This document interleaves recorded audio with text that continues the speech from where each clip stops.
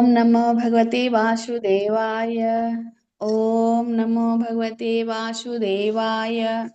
ओम नमो भगवते वासुदेवाय।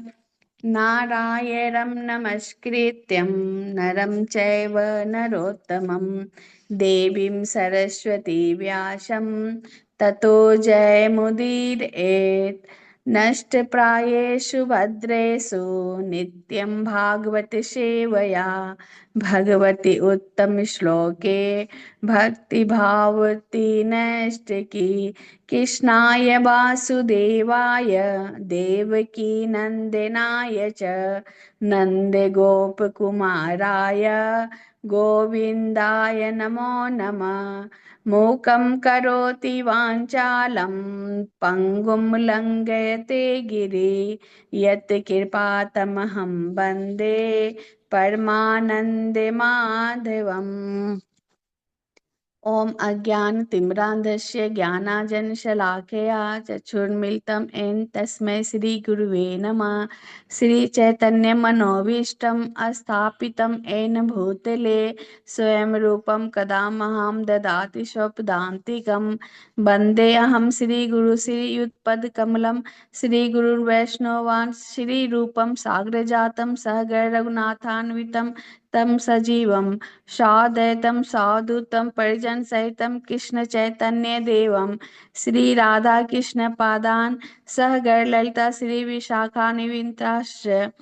हे कृष्ण करुणा सिंधु दीनबंधु जगतपते गोपेश गोपिका कांत राधा कांत नमस्तुते। तप्त कांचन गौरांगी राधे वृंदावनेश्वरी वृषभानुसुते देवी परमामे हरे प्रिये। वाञ्छाकल्पतरुभ्यश्च कृपा सिन्धुभ्य एव च पतितानां पावनेभ्यो वैष्णवभ्यो नमो नमः। श्री कृष्ण चैतन्य प्रभु नित्यानंद श्री अद्वैत गदाधर श्रीवासादि गौर भक्त बिंद। हरे कृष्ण कृष्ण कृष्ण हरे हरे हरे राम राम राम हरे हरे। हरे कृष्ण कृष्ण कृष्ण हरे हरे हरे राम राम हरे हरे। हरे कृष्णा माता जी, दंडवत प्रणाम। हरे कृष्णा सुमन माता जी, आपका बहुत बहुत धन्यवाद आज का जप और प्रार्थना करने के लिए। और सभी डिवोटीज का हार्दिक अभिनंदन है आज के इस्कॉन अयोध्या के प्रातःकालीन जप सत्र में। हरे कृष्णा। हरे कृष्ण माता जी, दंडवत प्रणाम। हरे कृष्णा माता जी। हरे कृष्ण माता जी हरे दंडवत कृष्णा प्रणाम। माता जी, दंडवत हरे प्रणाम। कृष्णा सभी को हरे कृष्णा। माता जी, यस माता जी। माता जी, आज सुमन माता जी के बेटा वो शौर्य का बहुत इम्पोर्टेंट आज इंटरव्यू एग्जाम है। माता जी थोड़ा प्रेयर कर लीजिए। अच्छा अच्छा अच्छा अच्छा जी। तो शौर्य माता जी के बहुत मेधावी पुत्र है। और बहुत ये हमारे इसमें मर्यादा पुरुषोत्तम श्री राम इंस्टीट्यूट ऑफ वैदिक एजुकेशन के भी ये छात्र रहे हैं। और आज इनका बहुत महत्वपूर्ण एक परीक्षा है, तो उसके लिए हम भगवान से प्रार्थना करते हैं कि अगर वो चाहें तो शौर्य को वो बल बुद्धि विद्या प्रदान करे जिससे कि वो ये परीक्षा उत्तीर्ण कर पाए। हरे कृष्ण कृष्ण हरे कृष्ण कृष्ण हरे हरे कृष्ण हरे कृष्ण हरे हरे राम राम हरे राम राम हरे हरे। राम हरे हरे। तो ऑल दी बेस्ट माता जी, बच्चे को बहुत बहुत शुभकामनाएं। थैंक यू बहुत बहुत माता जी। शुभकामनाएं माता जी। सभी को दंडवत प्रणाम। हरे कृष्ण। तो आगे बढ़ते हैं। आज है 5 अप्रैल। देखते हैं प्रभुपाद जी आज क्या शिक्षा देते हैं हमको। भक्त का एक गुण होता है कि वह दयालु होता है। यदि हमारा गुरु भाई बीमार हो जाता है तो यह हमारा कर्तव्य है कि हम उचित दवाई देकर उसका उपचार करें जिससे वह स्वस्थ हो सके। आप केवल इसलिए उनकी उपेक्षा नहीं कर सकते क्योंकि वो एक बीमार है, और ना ही हमें अन्यों को ऐसा व्यवहार करने की अनुमति देनी चाहिए। जब तक हमारे पास यह भौतिक शरीर होगा, रोग तो आएंगे, किंतु फिर भी हमें दिव्य स्तर पर बने रहना होगा।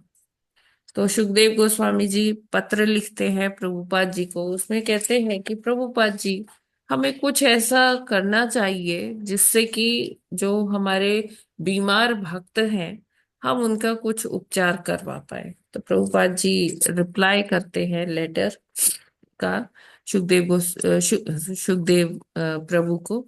तो कहते हैं कि ये ऑलरेडी मैंने ये प्रावधान बनाया है कि जो जीबीसी है वो इस बारे में देखेगी कि कहाँ पर कौन से भक्त को इलाज की जरूरत है और उसे कैसे हम हेल्प करें। तो ये ऑलरेडी है, और हमें अपने शरीर का ध्यान रखना चाहिए, अपने भी शरीर का ध्यान रखना चाहिए, और जो हमारे मित्र हैं, जो और भक्त है, जैसे मंदिर में भक्त होते हैं, उनका भी उपचार करवाना चाहिए। ऐसा नहीं है कि हाँ अभी क्या है कि ठीक है, चलो जो हो गया सो हो गया, सब कृष्ण की मर्जी।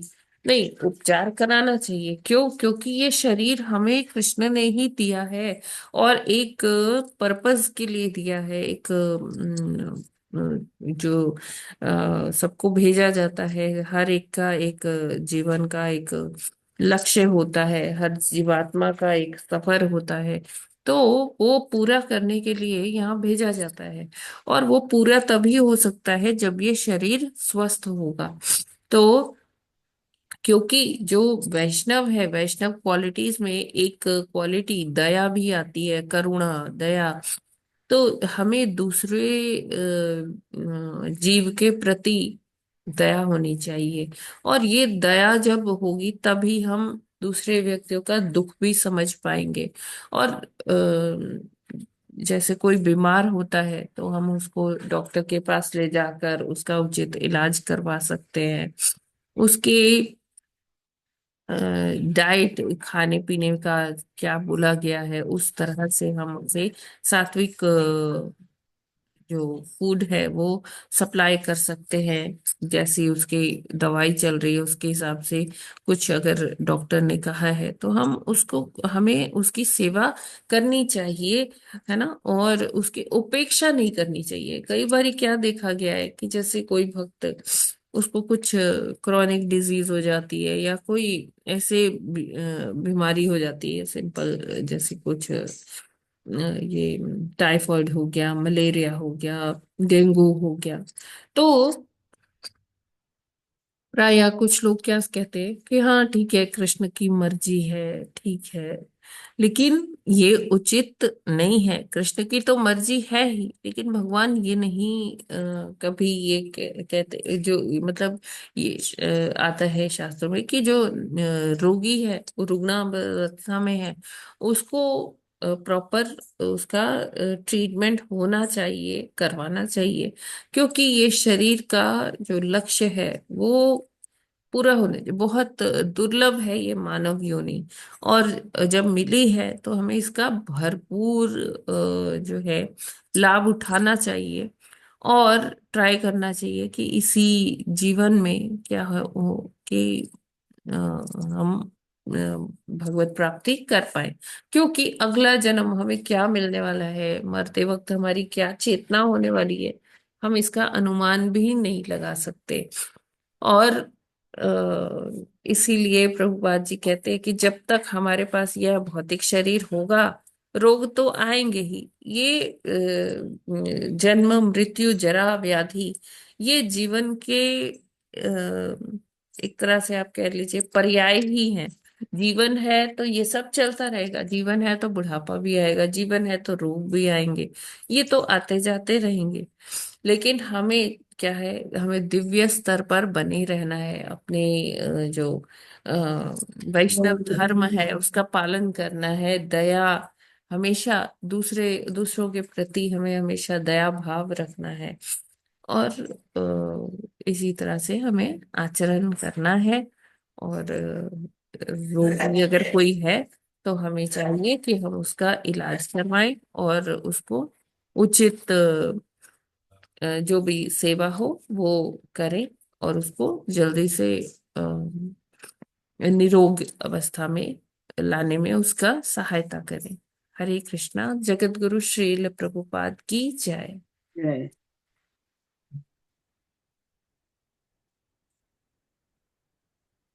Yes, now let's move on to Bhagavatam. 35। तो कल हमने 34th श्लोक पढ़ा था। जी। ठीक है। यस माता जी, प्रभु जी, लेट्स स्टार्ट विथ 35th श्लोक। हरे कृष्णा माता जी, हरे। दंडवत प्रणाम। श्री भगवानुवाच माया प्रोक्तं हि लोकस्य प्रमाणं सत्यलौकिके अथा जनि माया तुभ्यं यद्वोचमृतं सुने मुने। हरे कृष्ण। हरे कृष्णा। श्रीभगवानुवाच मया प्रोक्तं हि लोकस्य प्रमाणं सत्यलौकिके अथा जनि मया तुभ्यं यदवोचमृतं मुने। हरे कृष्णा। सभी को दंड प्रणाम।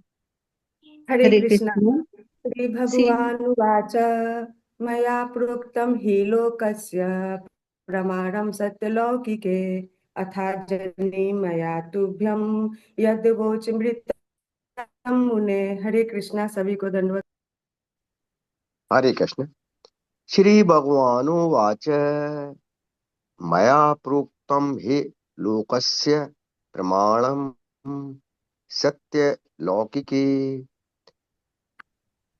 अथा जनिमया तुभ्यं यद्वोचमृतं मुने। हरे कृष्ण। हरे हरे कृष्ण। कृष्णा। भगवानुवाच श्री मया भगवानुवाच प्रोक्तं हि मया लोकस्य। प्रोक्तं बोलिए बोलिए माता जी। श्री भगवानुवाच मया प्रोक्तं हि लोकस्य प्रमाणं सत्यलौकिके अथा जनि मया तुभ्यं यद्वोचमृतं मुने। हरे कृष्णा। श्री भगवानुवाच मया प्रोक्तं हि लोकस्य प्रमाणं सत्यलौकिके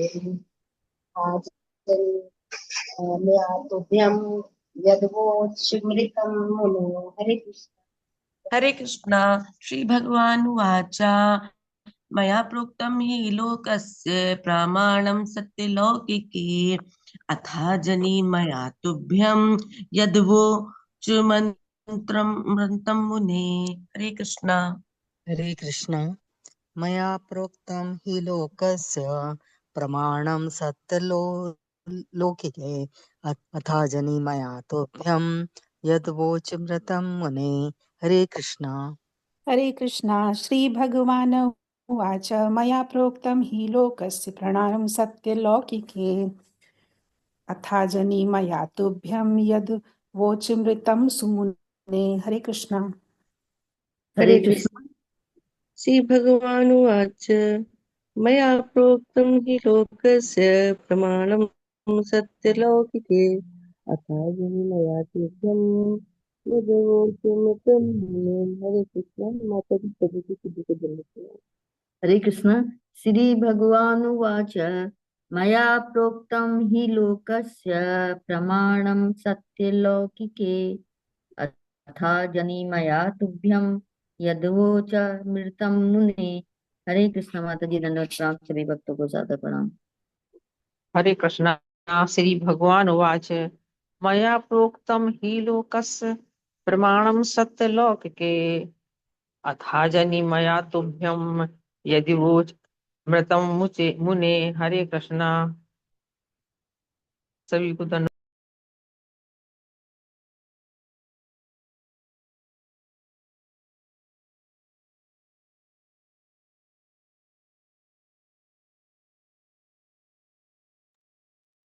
हरे कृष्ण।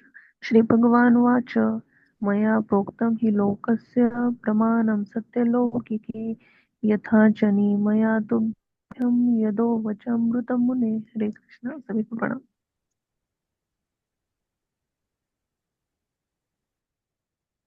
हरे कृष्णा।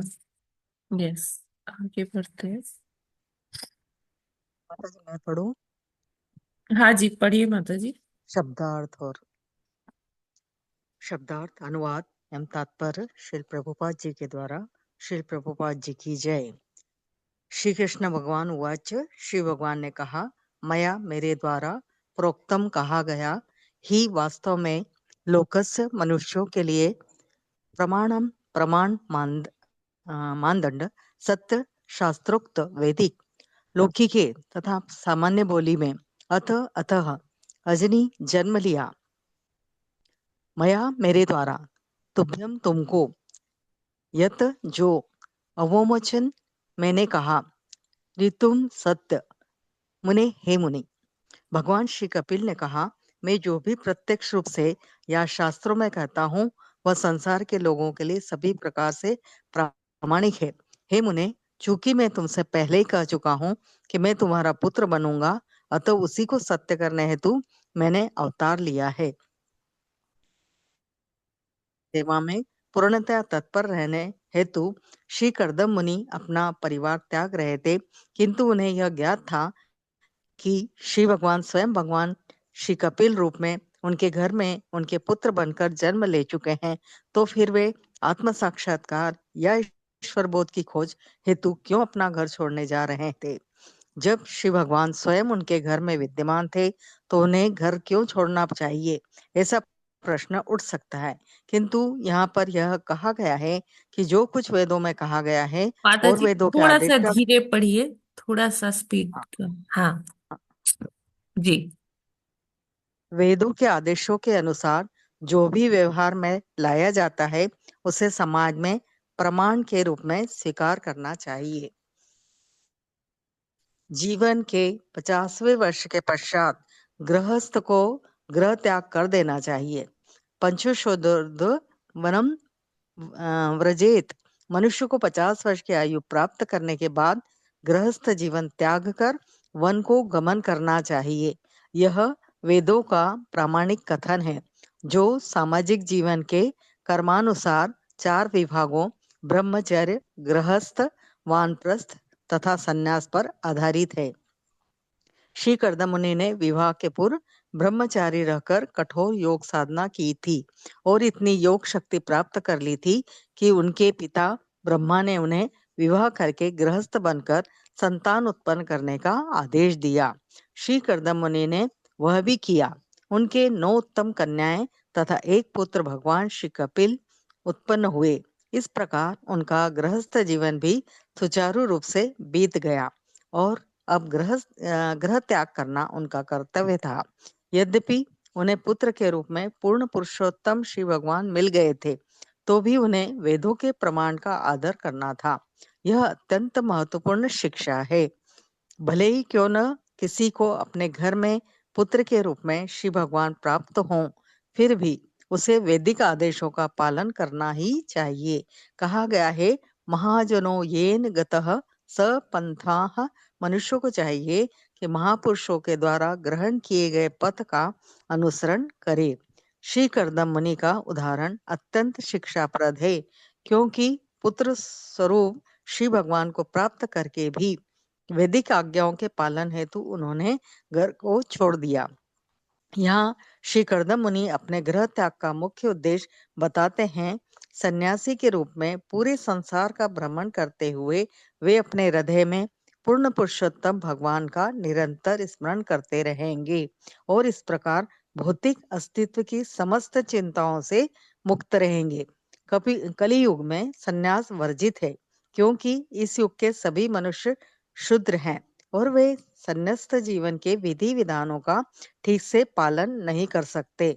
सामान्य रूप से यह देखा जाता है कि तथाकथित सन्यासी भी कभी-कभी कुछ अनैतिक कार्यों में फंस जाते हैं, यहाँ तक कि वे स्त्रियों के साथ भी व्यक्तिगत संबंध रखते पाए जाते हैं। यह इस युग की अत्यंत अप्रिय स्थिति है।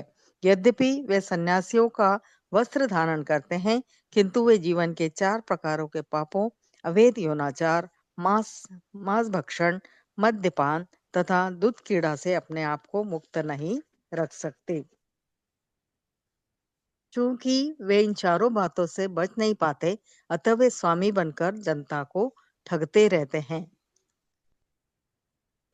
कलियुग में यह आदेश है कि कोई भी व्यक्ति संन्यास न ग्रहण करे। निस्संदेह जो विधि विधानों का ठीक से पालन करने में समर्थ है वे जरूर सन्यासी बन सकते हैं, किंतु सामान्यतः लोग संन्यास्त जीवन का निर्वाह करने में अक्षम रहते हैं। इसीलिए श्री चैतन्य महाप्रभु ने दृढ़ता पूर्वक कहा है, कलो नास्तेव नास्तेव नास्तेव गतिर गतिर्न्यथा। इस युग में श्री भगवान के पवित्र नाम हरे कृष्ण कृष्ण कृष्ण हरे हरे के उच्चारण के अतिरिक्त कोई विकल्प नहीं है, कोई विकल्प नहीं है, कोई विकल्प नहीं है। संन्यास्त जीवन का मुख्य उद्देश्य है परमेश्वर का निरंतर सहचर प्राप्त करना, चाहे हृदय में श्री भगवान का मनन करके या कानों से उनके गुणानुवाद का श्रवण करके। इस युग में मनन की अपेक्षा श्रवण करना अधिक महत्वपूर्ण है, क्योंकि मानसिक विक्षोभ के कारण मनन में तो यदि सुनने में ध्यान केंद्रित रहे तो उसे बाध्य होकर कृष्ण कृष्ण की ध्वनि से साहचर्य स्थापित करना पड़ेगा। श्री कृष्ण तथा कृष्ण की ध्वनि का उच्चारण अभिन्न है, अतः यदि कोई जोर से हरे कृष्ण का उच्चारण करता है तो वह तुरंत श्री कृष्ण का मनन कर सकेगा। इस युग में आत्म साक्षात्कार हेतु कीर्तन जप की यह विधि सर्वश्रेष्ठ है। अतः भगवान श्री चैतन्य ने समग्र मानवता के कल्याण के लिए इसी का उपदेश दिया है। हरि बोल। हरे कृष्णा, हरि बोल। थैंक यू माता जी। तो यहाँ पर अभी जो देखिए, हमारे जीवन में बहुत ऐसी घड़ियां आती है जब हम दो राहे पर खड़े हुए अपने आप को पाते हैं कि ऐसा करे कि ऐसा करे। Dilemma, state of dilemma. हमारा जो मन है उसके पास दो से ज्यादा, कई बार दो से ज्यादा, कई बार दो ऑप्शंस होते हैं। जब सीधा सीधा है तो वो हमें कोई प्रॉब्लम नहीं होती कि हाँ ऐसा ही कार्य करना है। लेकिन जब हम दो राहे पर खड़े होते हैं कि इधर जाएं कि इधर जाएं, ऐसा करें या वैसा करें, तो वहां पर क्या है, आचार्य बताते हैं कि हमें शास्त्रों का मत क्या है वो जानना चाहिए, गुरु का आदेश क्या है वो जानना चाहिए, उनसे वो शिक्षा प्राप्त करनी चाहिए कि गुरुदेव मैं क्या करूं। तो यहाँ पर जो कपिल देव हैं, कपिल देव भी अपने प्रश्न का यहाँ उत्तर भगवान से जानना चाहते हैं ना। कल के श्लोक में हमने देखा कि वो कपिल देव जी से, अपने पुत्र से पूछते हैं, है ना। कर्दम मुनि क्या पूछते हैं, कल वाला जो हमने श्लोक पढ़ा था, किसी को याद है कि कर्दम मुनि क्या पूछते हैं?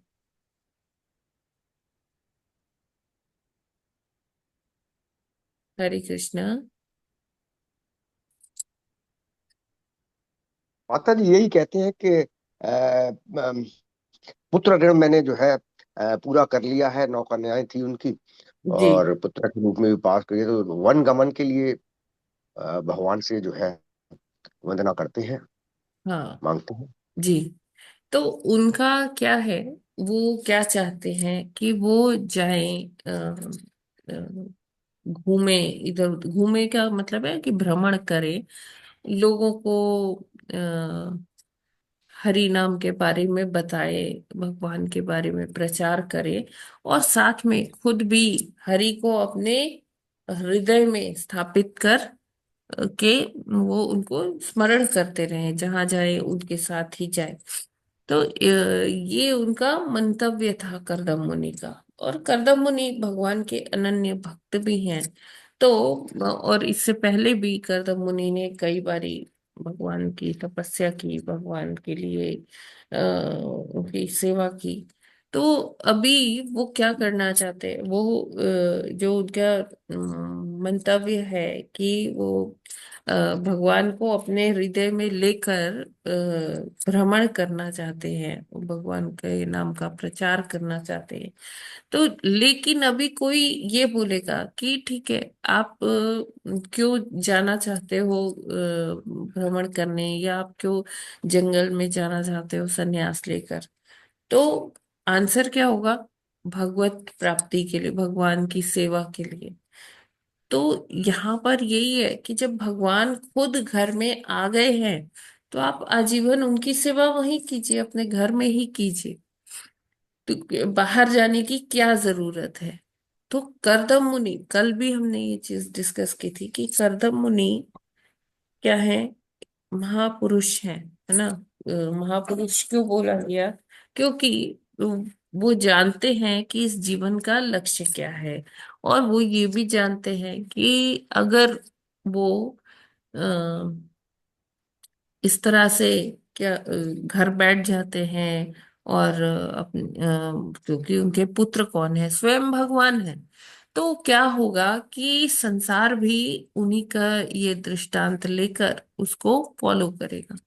तो ये जो लीडर टाइप के लोग होते हैं उनका ये दायित्व होता है कि वो ऐसा ही कार्य करें जिससे कि जो उनके प्रशंसक है, जो उनके अनुयायी है, जो उनको फॉलो करते हैं, तो वो वैसे ही करेंगे। तो उनको अपना कर्म, क्या कर्म कर रहे हैं उसका बड़ा ध्यान रखना पड़ता है।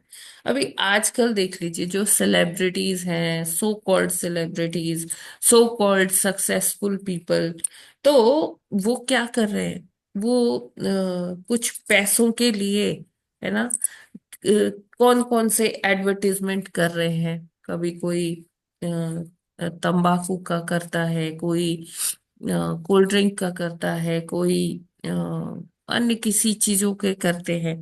और जो उनके फॉलोअर्स हैं अलग अलग प्लेटफॉर्म पर, सोशल मीडिया में, है ना, जो टीवी के थ्रू देखते हैं, तो उन बच्चों पर, बच्चों ही नहीं बड़ों पर क्या उस चीज का असर पड़ता है, उनके हम क्या संस्कार बना रहे हैं, ये कोई भी नहीं सोच रहा। लेकिन कुछ पैसों के लिए क्या होता है कि व्यक्ति ये सोचता भी नहीं है। उसको लगता है कि हाँ, मेरे को इतना तो धन मिल रहा है ना, तो इतने एंडोर्समेंट्स है, तो क्या फर्क पड़ता है, ठीक है कर लो।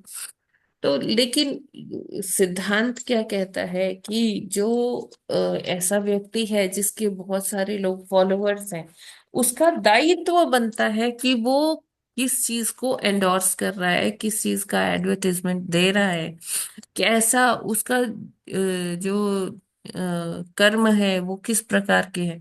क्यों? क्योंकि वो क्या है, सेलिब्रिटी है, लोग उसको अ, उसके बारे में जानना चाहते हैं, वो जो जैसा करते हैं वो करना चाहते हैं। तो समाज में एक वो बेंचमार्क स्थापित करने के लिए, एक वो प्रथा बनाने के लिए, और प्रथा हमेशा कैसी बनानी चाहिए, अच्छी ही बनानी चाहिए, है ना।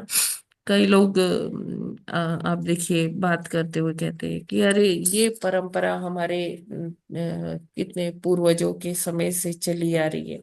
तो परंपराएं जो हों वो इसी तरह से हो कि जो हम अपने फॉलोअर्स को क्या सिखा रहे, है ना, उससे कहीं कुछ हानि तो नहीं हो रही है।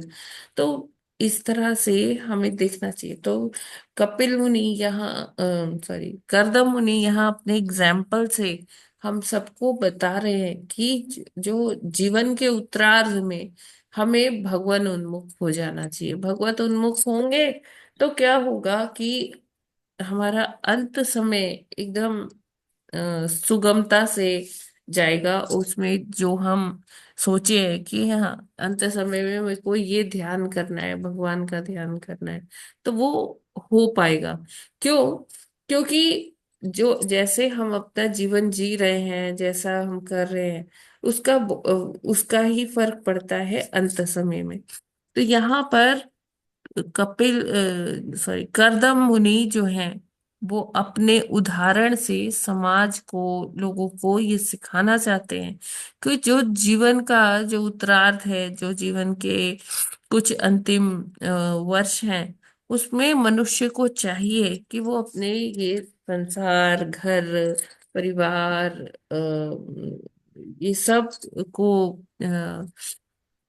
इस सब से विरक्त हो जाए, और विरक्त होकर वो भगवत मार्ग पे चलने लगे।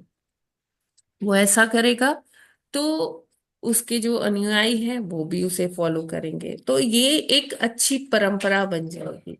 तो यहाँ पर कर्दम मुनि जो एक दोराहे पर खड़े हैं कि एक तरफ भगवान स्वयं उनके घर में आए हुए हैं, और दूसरी तरफ क्या है कि वो एक एग्जाम्पल सेट करना चाहते हैं। तो यहाँ पर भगवान उनको बता रहे हैं कि मैं जो भी प्रत्यक्ष रूप से या शास्त्रों में कहता हूं वह संसार के लोगों के लिए सभी प्रकार से प्रामाणिक है। कहते हैं, हे मुने, चूंकि मैं तुमसे पहले ही कह चुका हूं कि मैं तुम्हारा पुत्र बनूंगा, अतः उसी को सत्य करने हेतु मैंने अवतार लिया है। तो यहाँ पर कपिल देव जो आए हैं वो भी एक प्रयोजन से आए हैं, है ना। वो संसार को सांख्य दर्शन का पाठ पढ़ाने के लिए आए हैं, और उन्होंने कर्दम मुनि को बोला था कि हाँ, एक समय पर मैं आपका पुत्र रूप में आऊंगा। तो वो उसी को जो उन्होंने वरदान दिया था उसी को वो पूरा करने के लिए आए हैं। और वो बता रहे हैं कि जो भी मैं कहता हूँ वो ही धर्म है, वो ही प्रामाणिकता है, वो पूरी प्रामाणिकता से स्वीकार किया जाना चाहिए। तो यहाँ पर अभी हम आगे भी देखेंगे कि भगवान इंस्ट्रक्शंस और देंगे कर्दम मुनि को। तो कर्दम मुनि से क्या कहते हैं, देखिए ऐसे चैतन्य चरितामृत में भी आता है कि जब चैतन्य महाप्रभु ने संन्यास ले लिया था और वो जगन्नाथपुरी में रहा करते थे, तो नित्यानंद प्रभु नवद्वीप वासियों के साथ हर साल कहाँ आते थे, नवद्वीप से पुरी की ओर आते थे। हाँ, चैतन्य महाप्रभु से मिलते थे, उनके लिए बहुत सारे व्यंजन लेके आते थे वहां से सब लोग। तो चैतन्य महाप्रभु ने एक टाइम पर क्या कहा कि आप लोग ये जो आते हो हर साल इधर, यहाँ मत आओ। अगर हम वैसे देखें कि तीर्थ करना तो अच्छी बात है ना, नित्यानंद प्रभु के अध्यक्षता में सारे लोग जो तीर्थ करने आ रहे थे, तो वो तो कुछ अच्छा ही प्रयोजन होना चाहिए। लेकिन चैतन्य महाप्रभु ने कहा कि इससे भी इम्पोर्टेंट कार्य है, और वो जानते थे कि नित्यानंद प्रभु में पोटेंशियल है, वो क्षमता है जिससे कि वो प्रचार और अच्छे से करेंगे। इधर आ रहे हैं तो जस्ट एक टाइम वेस्ट हो रहा है। और देखा जाए तो वहां जगन्नाथपुरी में भगवान तो है ही, उस समय में चैतन्य महाप्रभु भी लीला कर रहे थे। तो कहा जाए कि साक्षात भगवान पर वहां पर उपस्थित है, और महाप्रभु ही इंस्ट्रक्शन दे रहे हैं कि देखो, यहाँ मत आओ, तुम्हें तुम्हें प्रचार करने की क्षमता है, तो तुम ये प्रचार कहाँ पर करो, बंगाल के नगर नगर ग्राम ग्राम में अभी वहां प्रचार करो। फिर और भी दायित्व है, घूम घूम कर हमें प्रचार करना है। तो महाप्रभु का ये आदेश जो है, ये नित्यानंद जी ने, प्रभु जी ने स्वीकार किया, और भी जो उनके साथ लोग आए थे उन्होंने स्वीकार किया। तो जब भगवान कुछ बोलते हैं, शास्त्रों में कुछ कहते हैं, तो उस वो करणीय ही है, वो पूरी तरह से प्रामाणिक है, उसकी सार्थकता है।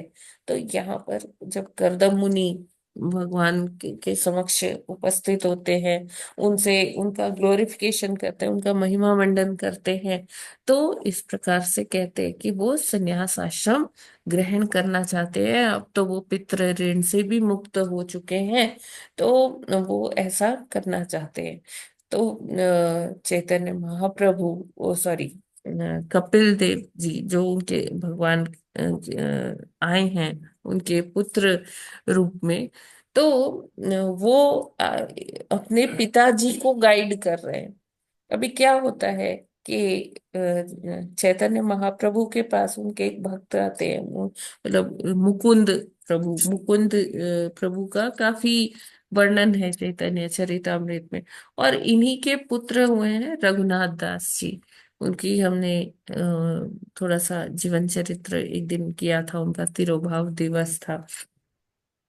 तो कहते हैं, महाप्रभु कहते हैं कि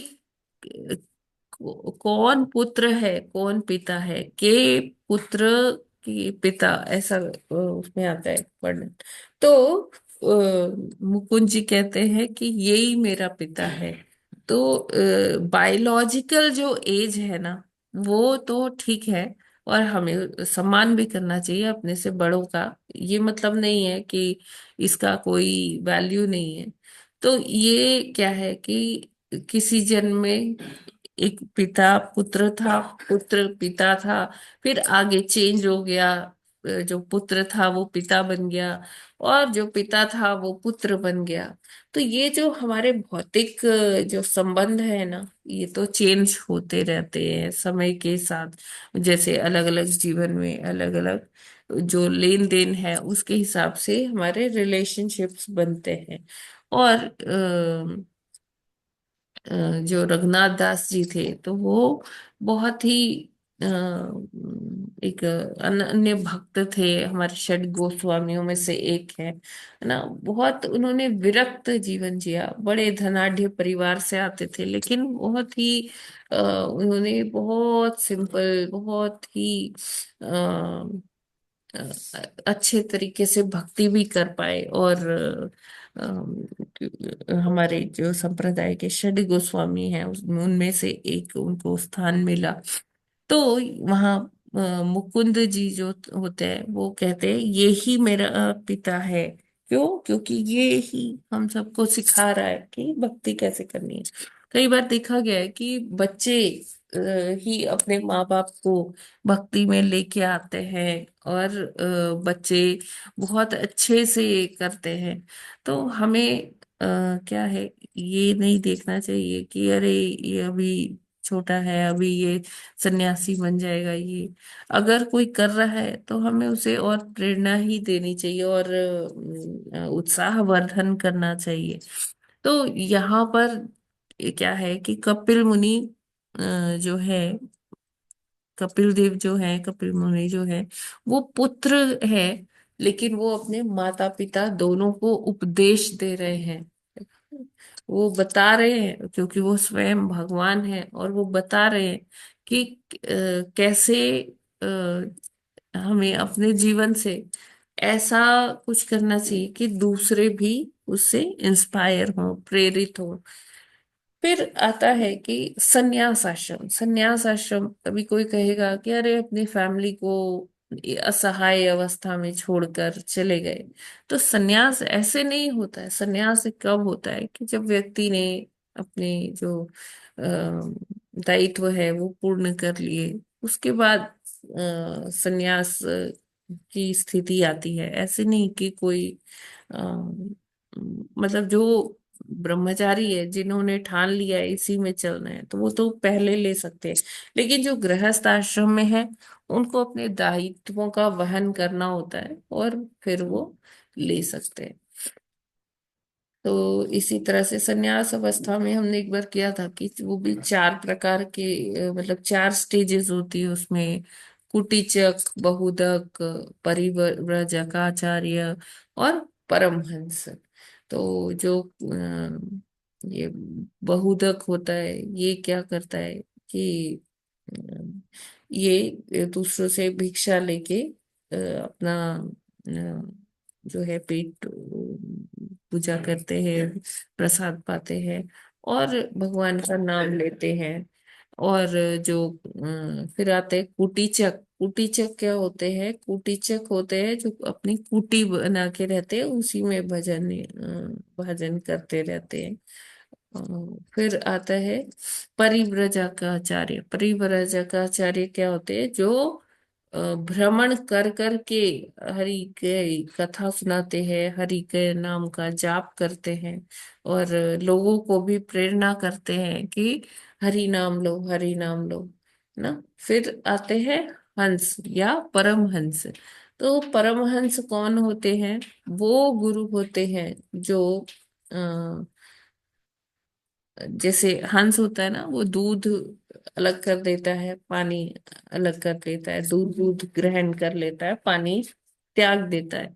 तो इसी तरह से जो शुद्ध भक्त होते हैं, जो अ, जो अच्छी चीज है उसे ग्रहण कर लेते हैं, जो बुरी चीज है उसको त्याग देते हैं। तो यहाँ पर यही बताया गया है कि कैसे सन्यास जीवन। प्रभुपाद जी से एक बार किसी ने पूछा कि सन्यास ऑर्डर ज्यादा अच्छा है, ज्यादा प्रामाणिक है, उसमें लोगों को भगवत प्राप्ति अच्छे से हो जाती है, कोई डिस्ट्रैक्शन नहीं होती।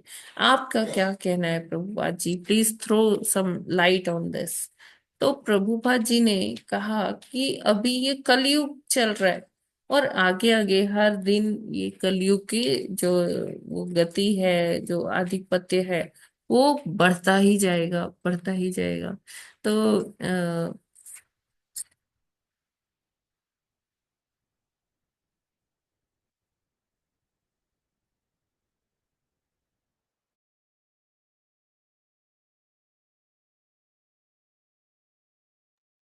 हरे कृष्णा। मेरी आवाज आ रही है क्या? हाँ जी माता, ये अब आ रही, बीच में बस जरी सी रुकी थी, अच्छा मामूली सी अच्छा रुकी अच्छा। थी। हाँ जी। तो प्रभुपाद जी, ये अभी ये एग्जाम्पल मैं दे रही थी, ये सुना ना? प्रभुपाद जी से किसी ने पूछा कि सन्यास लेना ज्यादा अच्छा है और इसमें जल्दी भगवत प्राप्ति हो जाएगी क्या? तो प्रभुपाद जी कहते हैं कि कलयुग में सन्यास थोड़ा डिफिकल्ट है। सबका जो मन की स्थिति है वो इतनी सही नहीं है, इतने दृढ़ता नहीं है। तो अगर कोई जो दंपति हैं वो साथ में मिलके भगवत आराधना करते हैं, भगवान का पूजन करते हैं, तो अच्छा है वो कि वो अपने जीवन का जो लक्ष्य है इसी तरह से प्राप्त कर सकते हैं। और वो संन्यास लेने से कहीं ज्यादा श्रेष्ठ है कि वो दोनों साथ में मिलकर भगवत आराधना करते हैं। तो अगर हम ऐसा ये चीज इनकॉर्पोरेट कर ले अपने फैमिलीज में, तो ठीक है, वो संन्यास लेने से कहीं ज्यादा बेहतर है। प्रभुपाद जी ने इस पर काफी चर्चा किया है, काफी बल देकर उन्होंने कहा है कि अगर कृष्ण भावना भावित हो जाए, जो समाज है, जो हमारी जो ये फैमिलीज हैं, समाज है, तो फिर उनको ऐसा वनों में जाने का कोई जरूरत नहीं है। वनों में जाने का क्या मतलब है? कि कोई डिस्ट्रैक्शन ना हो। तो अगर पूरी फैमिली ही कृष्णा कॉन्शियस फैमिली है, तो वहां पर डिस्ट्रैक्शंस के सवाल नहीं होता। अगर दोनों पति पत्नी एक दूसरे को सहायता कर रहे हैं भगवत प्राप्ति के लिए, तो इससे अच्छा और कोई सिचुएशन हो नहीं सकती। ये बेस्ट केस होगा, ये है ना। और ये इस तरह से क्या हो सकता है कि हम गृहस्थ आश्रम में रहते हुए भगवत प्राप्ति कर सकते हैं। ठीक है, इसमें क्लियर है?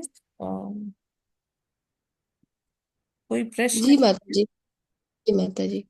हरे कृष्ण माता जी, जी क्लियर है। जीवन जी। का मेन उद्देश्य है भगवत प्राप्ति। कृष्ण भावनामृत की भावना जागृत करता है। तो खास यहाँ संन्यास आश्रम के बारे में आया है। तो यदि पति पत्नी एक दूसरे के लिए कोऑपरेटिव हैं और मिलकर भगवत भक्ति करते हैं, तो वे इस उद्देश्य की पूर्ति है। क्योंकि सिर्फ वन गमन से ही इस युग में, कलयुग में कुछ नहीं होता और ना ही इतना हो सकता है। पूर्व में तो भगवान ने कहा था कि मैं जो प्रत्यक्ष रूप से या शास्त्रों में कहता हूँ वो संसार के लोगों के लिए प्रमाणित है।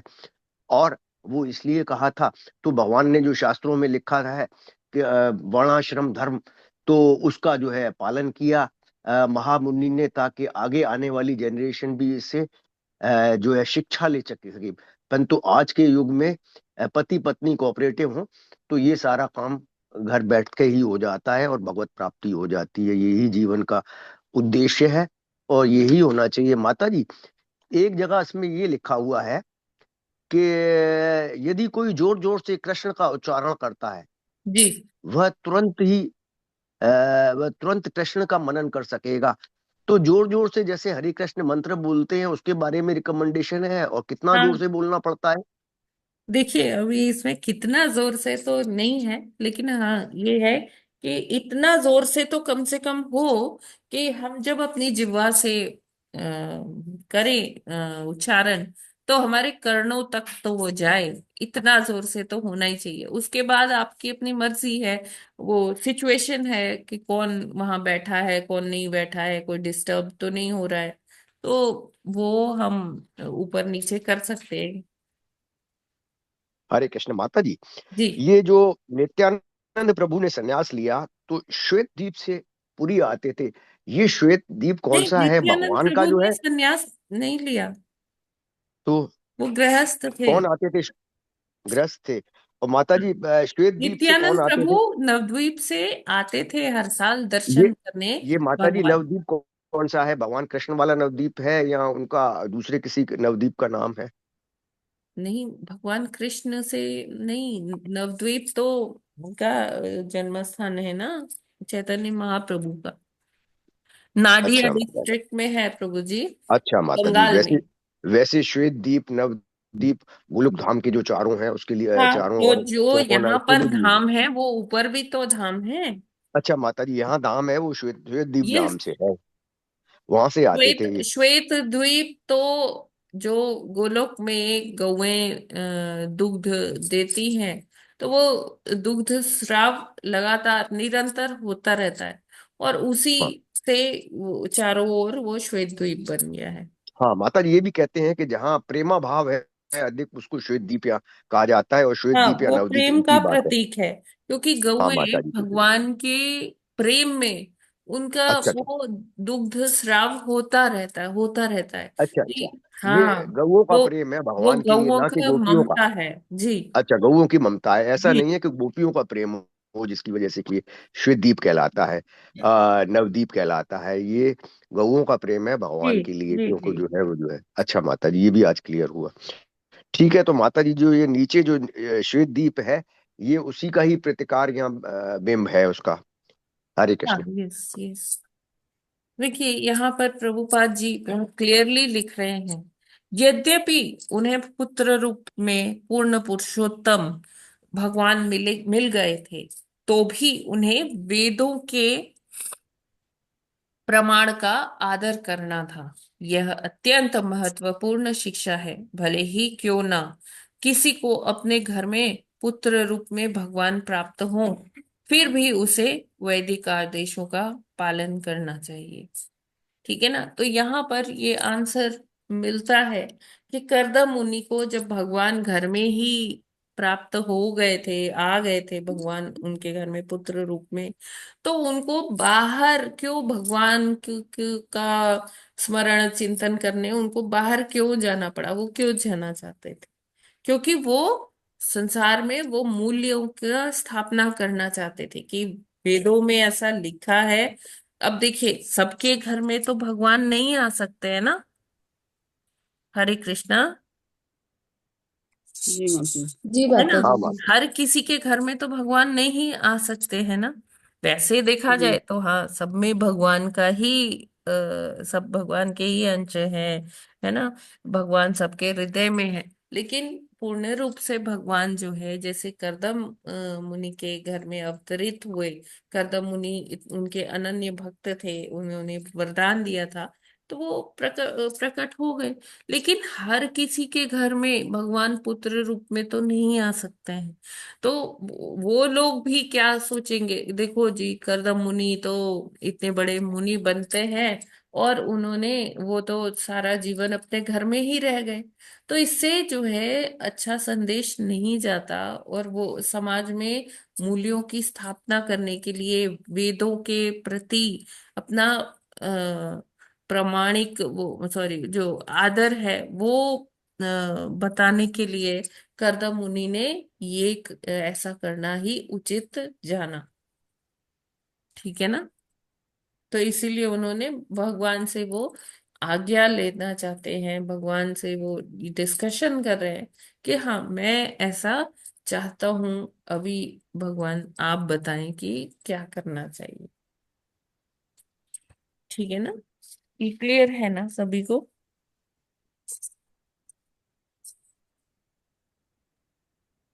जी माता जी। जय माता जी।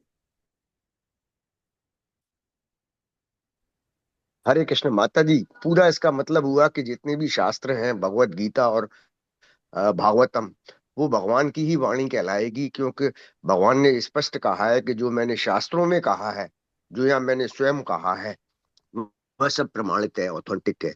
इसलिए भगवान के दर्शन तो रोज हो नहीं सकते या सब लोगों को हो नहीं सकते, तो जो शास्त्रों में वर्णित है उसी का ही हम लोग अनुपालन करें, तो भगवान की वाणी का अनुपालन हो जाएगा। हरे कृष्ण। जी बिल्कुल प्रभु जी। तो यहाँ पर बताते, यहाँ कर्द मुनि अपने गृह त्याग का मुख्य प्रयोजन बताते हैं। संसार का भ्रमण करते हुए वे अपने हृदय में भगवान का निरंतर स्मरण करते रहेंगे और इस प्रकार समस्त भव चिंताओं से मुक्त रहेंगे।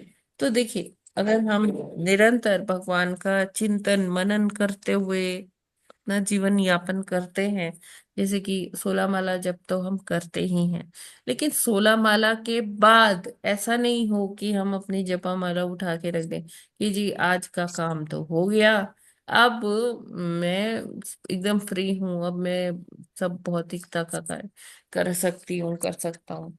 तो ऐसा नहीं होना चाहिए कि 16 माला को हम एक बोझ की तरह से करें। ठीक है, 16 माला हो गई, लेकिन भगवान का जो आ, स्मरण है वो हमेशा ही होना चाहिए। क्योंकि भगवान स्वयं कहते हैं, कई बार देखिए लोग कहते हैं कि 16 माला ही क्यों करे, कहाँ लिखा है, कहाँ भगवान ने बोला है कि 16 माला करो। हाँ, क्या प्रमाण है ना? हम तो जी अपने मन से करते रहते, लेकिन भगवान ने तो 16 नहीं कहा। भगवान ने लेकिन क्या कहा है? सतत रूप से मेरा पूजन चिंतन करो, है ना? जो 10.9 है, याद है? हरे कृष्णा, हरे कृष्णा। हाँ माता जी, भगवान ने कहा है जो मेरा सतत जो है चिंतन करते हैं, मुझे मेरी भक्ति करते हैं, मेरी पूजा करते हैं, वो मुझे प्राप्त करते हैं। हाँ, तो भगवान ने तो ये बोला है कि सतत रूप से करिए तो मैं उनको प्राप्त होता हूँ। तो लेकिन क्या है कि ठीक है, प्रभुपाद जी ने हम पर दया दृष्टि दिखाई और उन्होंने कहा कि ठीक है, तुम सतत रूप से नहीं कर सकते, तुम्हारे पास बहुत कार्य है, करने को भौतिक कार्य है, लेकिन कम से कम तुम्हें 16 माला तो करना ही है ना? ठीक है। तो इस तरह से कर्दम मुनि कहते हैं कि मैं सदैव आपको अपने हृदय में रख के स्मरण करता रहूंगा और इस प्रकार से भव चिंताएं मेरा कुछ बिगाड़ नहीं सकेंगी, मुक्त रहेंगे। और इस तरह से वो सन्यास का माता पालन। जी, भव चिंताएं क्या है? भव चिंताएं, भव सागर में, अरे मेरे पास जो धन रखा है उसका क्या होगा, मेरे बच्चे उसका सही इस्तेमाल करेंगे नहीं करेंगे, है ना? ये चिंता ही लगी रहती है मनुष्य को किसी ना किसी प्रकार की, जबरदस्ती वो सोचता रहेगा, है ना? जैसे कहते हैं ना कि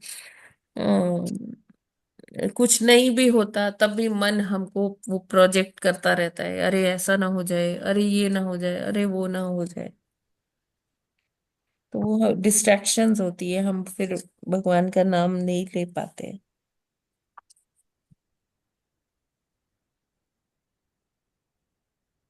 ठीक है प्रभु जी, हरे कृष्णा। हाँ माता जी, ठीक है, कहीं ये मृत्यु का भय तो नहीं है? हाँ, भव वो भी चिंता हो सकता है, बहुत हरे तरीके कृष्ण। के हो सकते हैं। हाँ माता जी, हरे कृष्ण। देखिए, बड़ी सारे कष्ट है ना, आदि दैविक, आदि भौतिक और आध्यात्मिक।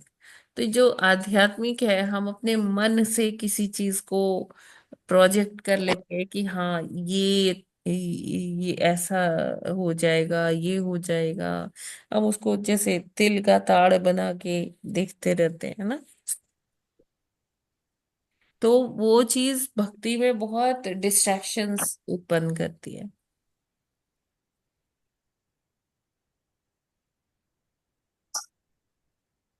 ठीक है। यहाँ हरे कृष्ण पर, माता जी। हाँ, यहाँ पर प्रभुपाद जी फिर आगे बताते हैं कि किस प्रकार कलयुग में सन्यास जो है वो इतना रेकमेंडेड है नहीं। क्यों? क्योंकि सन्यास के लिए मन मानसिक रूप से व्यक्ति बहुत दृढ़ होना चाहिए, बहुत उसमें मजबूती होनी चाहिए। लेकिन अभी इस चीज का अभाव है। तो इसलिए सन्यास सन्यासी बहुत कम होते हैं, शायद 1% भी नहीं होंगे जो कुल हमारी पॉपुलेशन है पूरे प्लैनेट पर। तो क्या है कि सन्यासी उसमें से बहुत तभी बनते हैं जब वो अपना पूरा जीवन जो है भगवान की सेवा में लगा देते हैं, वैष्णवों की सेवा में लगा देते हैं, फिर जाके उनको सन्यास आश्रम प्रदान किया जाता है।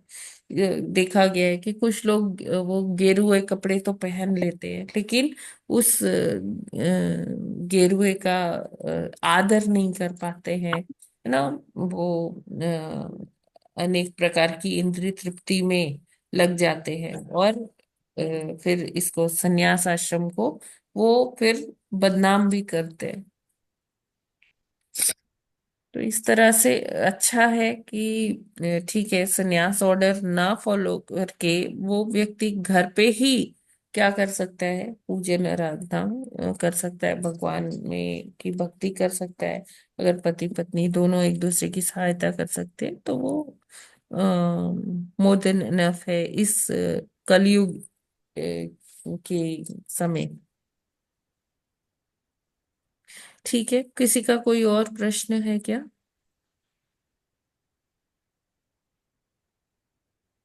हरे कृष्णा माता जी, प्रभु जी।